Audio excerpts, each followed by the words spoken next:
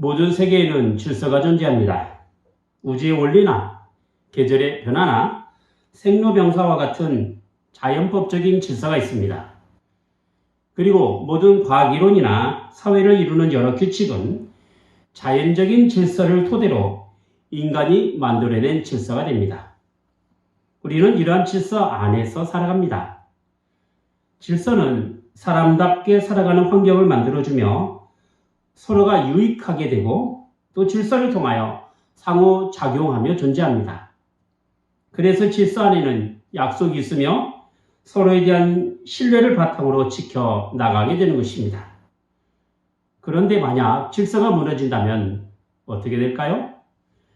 서로에게 큰 피해를 줄 것이며 질서의 존재 가치가 무의미하게 될 것입니다. 자연법적인 질서의 무너짐은 인간 세상의 종말을 의미할 것입니다. 그리고 인간이 만들어낸 질서의 무너짐은 사회적인 혼란과 더불어 불신으로 가득 찬 세상이 될 것입니다. 그래서 지구 환경을 보호하자고 이야기하는 것이며 법을 지키자고 이야기하는 것입니다. 하나님께서 만드신 질서가 무엇이 있을까요? 태초에 하나님께서 6일 동안 창조하시고 7째 날에 쉬신 것이 바로 창조의 질서였습니다. 그리고 하나님께서 만드신 창조물을 섭리하신 일을 우주의 삼라만상의 원리로 작용하도록 하셨습니다. 지금 우리가 보는 모든 자연이 하나님의 창조 원리에 따라 만드신 작품이고 하나님의 섭리에 따라 움직여 나가게 되는 것입니다. 그 중에 하나님의 형상에 따라 지으신 위대한 작품이 바로 인간입니다. 그리고 하나님께서는 인간에게 이 땅을 다스릴 수 있도록 위임 통치를 허락하여 주신 것입니다. 말하자면 하나님 대신하여 세상을 다스릴 수 있는 질서를 인간에게 허락하여 주신 것입니다.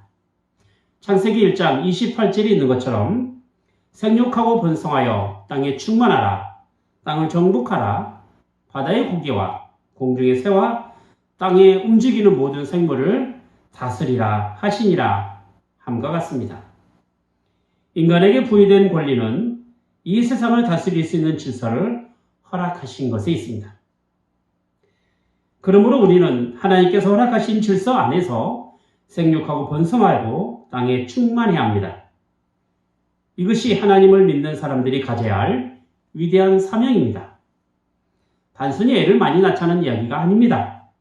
오고 오는 세대를 통하여 우리에게 주어진 위대한 사명들을 잘 이어가고 자연의 질서를 소중하게 여길 뿐만 아니라 하나님의 법 정신에 따라 만들어진 법들을 잘 지키고 살아가야 한다라는 이야기인 것이죠.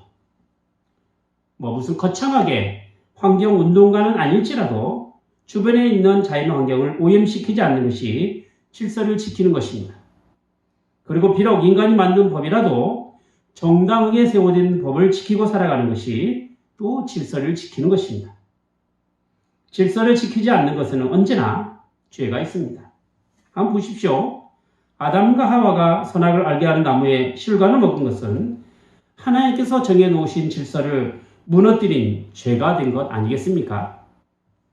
이렇게 모든 질서에 어긋나는 것에는 죄가 있는 것이죠.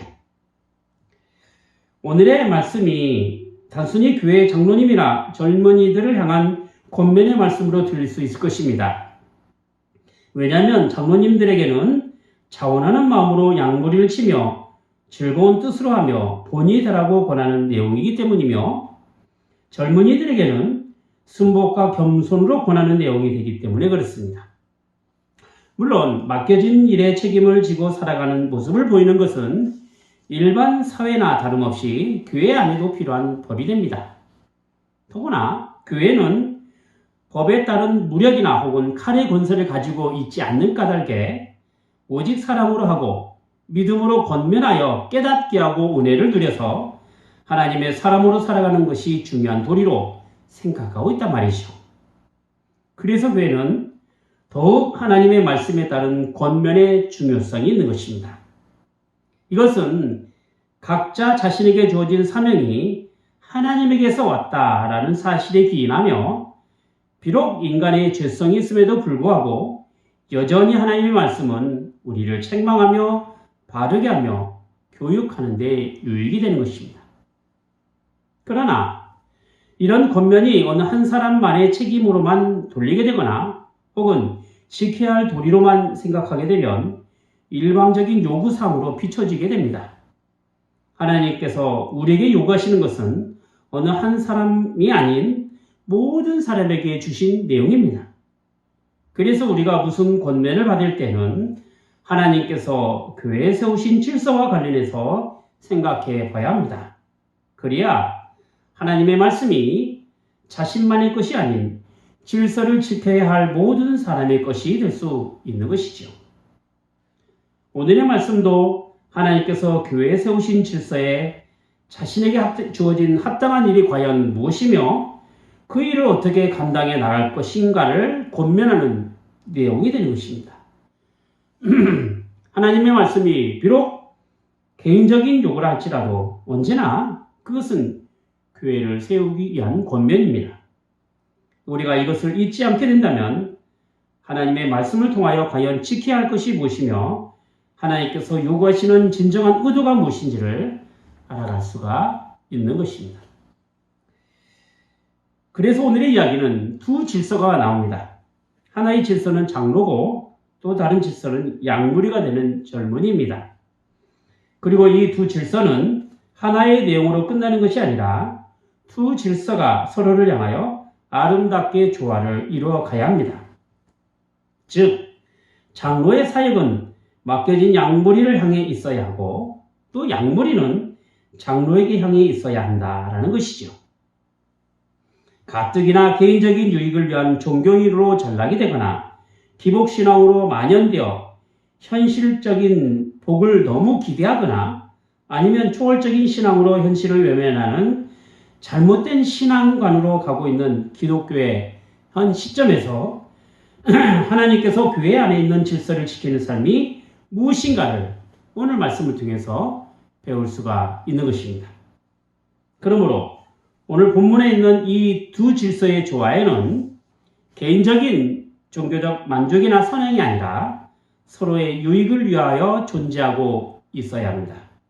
그래야만 하나님께서 세우신 교회에서 아름다운 질서를 나타낼 수가 있는 것이지요. 자, 그럼 먼저 장로들에게 향한 권면을 통하여 하나님의 교회가 어떻게 질서를 지켜야 할 것인가를 함께 알아보도록 하겠습니다. 1절 말씀을 보시죠. 너희 중 장로들에게 권하노니 나는 함께 장로된 자요 그리스도의 고난의 증인이요 나타날 영광에 참여한 자로라. 자, 여기서 이야기하는 장로란 베드로처럼 함께 장로가 된 사람입니다. 여러분, 베드로가 장로님이 되었다라는 이야기는 처음 듣지요? 베드로는 사도일 뿐만 아니라 교회의 말씀을 가르치고 양육하는 목회자입니다. 그러니까 우리가 흔히 생각하고 있는 교회 장로님을 이야기하는 것은 분명 아닙니다. 2절에 있는 것처럼 양무리를 치는 장로로서 지금으로 말하자면 목사님을 칭하고 있다는 것입니다. 그런데 왜 장로라고 했느냐면 교회에서 장로라는 명칭이 나이가 많은 사람을 뜻하는 것이기도 하지만 직책으로 목사는 가르치고 양육하는 장로를 의미하고 있는 것이죠. 즉, 성경에서 말하고 있는 장로는 가르치는 목사가 되는 것입니다. 그런데 그런 장로, 즉 목사들에게는 목사로서의 정체성으로 늘 전제되어 있는 것이 있습니다. 그것이 무엇이냐면 1절 다시 보면 그리스도의 고난의 증인이라고 했습니다. 현실적으로 보면 예수님을 믿는다는 것 때문에 받는 여러 환난과 고통 가운데서 아주 실제로 경험하고 복음의 증인으로 살아가는 사람을 말하는 것입니다. 또한 나타날 영광에 참여한 자라고 했습니다. 크고 영광스러운 하나님의 나라와 부활의 소망을 가지고 기쁨으로 살아가는 사람이라는 것이죠. 비록 이 땅에서는 육체의 고난 가운데서 힘든 신앙의 여정을 가고 있지만 결국 주어질 하나님 나라의 소망으로 힘있게 복음을 증거하며 살아가는 그런 사람이 되는 것입니다. 어쩌면 이러한 신앙의 내용은 일반 성도들의 신앙에도 함께 가지고 있어야 될 내용이 됩니다. 그러니까 목사라고 할 때 무슨 특별한 믿음의 내용이 있어야 하는 것이 아니라 이런 기본적인 믿음의 내용이 있어야 한다라는 것이죠. 목사가 될 때 선서하는 내용이 있습니다. 그 내용에 보면 본인은 신자요 목사가 되겠은즉 이렇게 선서를 하는데요. 이것은 목사가 특별한 사람이 아니라 신자임을 분명하게 밝히고 있는 것입니다. 따라서 목사가 된다는 것은 교회에서 믿는 믿음의 내용이나 배워야 할 것이나 전해야 할 것이나 지켜야 할 것들이 복음에서 벗어나지 말아야 하고 무슨 특별하게 신령한 은사를 받은 사람처럼 행동해서도 안 된다는 것입니다. 소위 특별 계시를 받았느니 하면서 다른 교인들보다 뛰어나고 신령한 행동을 일삼는 사람이 목사로 인정되는 것이 아니라는 것이죠. 만약에 교회에서 가르쳐야 할 내용이 아니거나 혹은 다른 복음을 전하거나 자기 종교단체를 만들어 종교적 만족을 이루려는 사람은 목사가 분명히 아닙니다. 오히려 목사는 교회에서 가르치는 내용들이 참되고 바르고 의로 교육하기에 유익된 말씀으로 확인시켜 주는 사람입니다. 예수 그리스도를 통한 하나님의 구원이 믿음으로 주어진다는 사실을 전하는 사람입니다. 온갖 핍박과 환난 속에서도 고난의 증인으로 보여주는 사람입니다. 그런 사람이 목사입니다. 특별하게 은사가 있다라고 한다면 이런 복음을 가르치는 은사가 있는 사람이 목사가 되는 것이죠. 그렇다면 그런 목사가 교회에서 세워가야 할 질서가 과연 무엇일까요? 2절과 3절을 보겠습니다. 너희 중에 있는 하나님의 양무리를 치되 부득이함으로 하지 말고 오직 하나님의 뜻을 쫓아 자원함으로 하며 더러운 일을 위하여 하지 말고 오직 즐거운 뜻으로 하며 맡기운 자들에게 주장하는 자세를 하지 말고 오직 양무리의 본이 되라. 자, 우선 목사는 하나님께서 허락하신 양무리를 자원하는 마음으로 그 양무리를 쳐야 함을 말씀하고 있습니다. 교회 안의 성도들을 향하여 양무리라고 표현하고 있는 것은 예수님께서 목자로서 양을 치는 비유에서 비롯된 것이라 말할 수 있을 것입니다. 그리고 시편 23편에 있는 것처럼 여호와는 나의 목자시니 내가 부족함이 없으리로다. 그가 나를 푸른 초장에 누이시며 쉴만한 물가로 인도하시는도다 함과 같습니다. 저는 우리를 기르시는 목자요. 우리는 주님의 귀한 어린 양이 되는 것이죠. 이렇게 목자와 양과의 관계에서 예수님께서는 제자를 향하여 3번씩이나 부탁하셨습니다. 무슨 부탁이냐면 내 어린 양을 먹이라, 내 양을 치라, 내 양을 먹이라 했던 것이죠. 예수님께서 양무리를 맡겨주시고 먹이라 하셨고 치라 하신 그 명령을 특별히 장로인 목사에게 허락하여 주셨다라는 것입니다. 이것이 하나님께서 예수 그리스도를 통하여 교회에 허락하신 질서가 되는 것입니다. 그러면 목사가 교회에서 양무리를 치는 것이 구체적으로 무엇을 하라고 한 것일까요? 즉 목사가 양무리를 치는 것이 과연 무엇일까요? 마태복음 28장 19절에 보면 예수님께서 승천하시면서 제자들에게 부탁하신 지상명령이 바로 그것입니다. 그러므로 너희는 가서 모든 족속으로 제자를 삼아 아버지와 아들과 성령의 이름으로 세례를 주고 내가 너희에게 분부한 모든 것을 가르쳐 지키게 하라 했던 것이죠. 교회에서 양무리를 치는 일은 예수님의 제자가 되게 하는 일인 것인데 바로 세례를 주는 일이요 예수님께서 말씀하신 모든 것들을 가르치고 지키게 하는 것에 있다라는 것입니다. 그리고 이러한 질서를 지키는 일을 목사로서 하게 하셨는데 먼저는 양무리를 칠 때 부득이하게 하지 말고 하나님의 뜻에 따라 자원하는 마음으로 하라 라고 한 것입니다. 목사가 가져야 할 의무에는 자원함이 늘 존재합니다. 그러니까 양무리를 치는 일을 즉 세례를 주고 가르치고 지키게 하는 일은 하나님의 뜻에 따라 자원하는 마음으로 하는 것입니다. 세례를 주는 일이나 가르치는 일이 자원하는 마음으로 하기 위해서는 그 일이 생명과 관련된 죽고 사는 문제가 되어야 하고 그리스도의 증인으로 전해야만이 가능하다는 것이죠. 그래서 전하는 하나님의 말씀이 진리라는 분명한 확신 가운데 서 있게 되는 것입니다. 하나님께 만 정당한 신앙의 간증도 없고 구원의 신앙도 없는 상태에서는 제 아무리 하나님의 말씀을 전하고 신비한 능력을 나타낸다 하더라도 그것이 하나님의 뜻에 따라 하는 일이 아니다라는 것입니다. 정당한 신앙의 내용으로 정당한 목회가 되는 것이고 바른 교회를 세워갈 수가 있는 것입니다. 다음으로는 양무리를 칠 때 더러운 이익을 추구하지 말라는 것입니다. 전하는 복음이나 교회를 이루는 일이 세상이 추구하는 이익과 관련되어 버리면 단지 사적 이익을 추구하는 기관에 불과하게 되는 것입니다. 복음은 이익을 추구하는 도구가 되어서는 안 됩니다. 예수님께서 값없이 피 흘리심으로 우리를 구원하신 것처럼 우리가 전해야 할 구원의 내용도 값없이 전해야 합니다. 물론 책이라는 도구를 이용해서 내용이 전달될 때는 책이나 혹은 대중매체를 이용한 지식재산권에 따른 정당한 권리와 그 비용이 필요할 것입니다. 그리고 강의를 통한 수고료나 수업에 따른 교육비를 요구하기도 할 것입니다. 하지만 복음은 믿는 사람뿐만 아니라 믿지 않는 사람에게도 구원의 신앙에 따른 생명을 전하는 내용이기 때문에 어떤 누구에게 한정될 수도 없고 값으로 사는 내용이 될 수가 없는 것입니다. 복음이 사적 이익을 위한 수단이 될 때 그야말로 변질된 기독교가 되고 마는 것입니다. 복음은 돈으로 계산하는 것이 절대 아닙니다.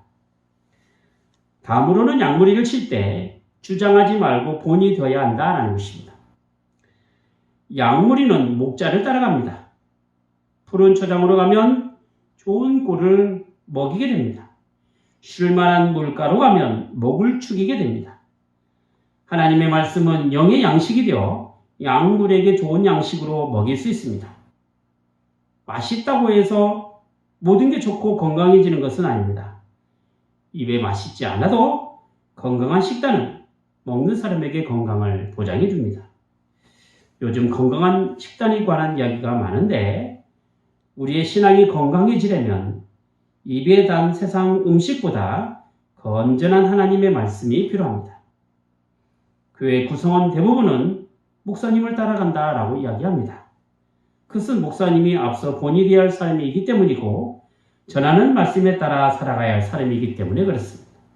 그래서 참된 지도자는 주장하는 것이 아니라 모범적인 삶으로 함께 가는 사람입니다. 주장하는 것이나 권면하는 것이나 명령하는 것은 하나님의 말씀입니다. 그리고 우리는 그 말씀에 따라 순종하는 사람이 되는 것이죠. 자, 이렇게 앞서 말한 것이 교회에 허락하신 목사의 질서가 될 것입니다. 그렇다면 양무리가 가져야 할 질서는 과연 무엇일까요? 5절과 6절 말씀입니다. 젊은 자들아 이와 같이 장로들에게 순복하고 다 서로 겸손으로 허리를 동이라. 하나님이 교만한 자를 대적하시되 겸손한 자들에게는 은혜를 주시느니라. 그러므로 하나님이 능하신 손 아래에서 겸손하라. 때가 되면 너희를 높이시리라. 여기 보면 양무리를 향하여 젊은 자들이라고 표현하고 있습니다. 물론 교인 가운데 젊은 사람을 칭하는 것일 수도 있습니다만 나이 많은 장로와는 상대적으로 나이가 적다라는 표현 방식으로서 젊은이라 라고 표현한 것이죠. 그럼 젊은 사람을 향한 권면은 무엇입니까? 순복하고 겸손하라는 것입니다. 순복에는 복음의 진리를 거스르지 말라는 것이며 겸손에는 알고 배운 것 때문에 교만하지 말라는 이야기입니다. 어리석은 사람은 하나님이 없다라고 떠듭니다. 이것은 자신이 알고 있는 상식과 경험이 진리를 외면하고 무시하는 경향으로 나타나기 때문에 그렇습니다. 여러분, 사람이 은혜 안에 있지 않게 된다면 언제든지 자신이 가진 상식과 경험 때문에 복음에서 멀어질 수가 있습니다. 사람이 은혜 안에 있지 않게 된다면 언제든지 교만함 때문에 넘어질 수 있게 되는 것이죠. 세상의 지식은 하나님께서 세우신 질서를 무시하고 교만함으로 넘어서려고 합니다. 그리고 자기 생각을 우선으로 둡니다. 자기 힘으로 이겨보려고 하고 자기 힘으로 자랑하려고 합니다. 그래서 세상의 성공으로 교만이 나타나고 하나님께서 세우신 질서에서 열애가 되려고 부단히 애를 쓰는 것이죠. 자기만의 신앙을 추구하는 사람도 마찬가지입니다.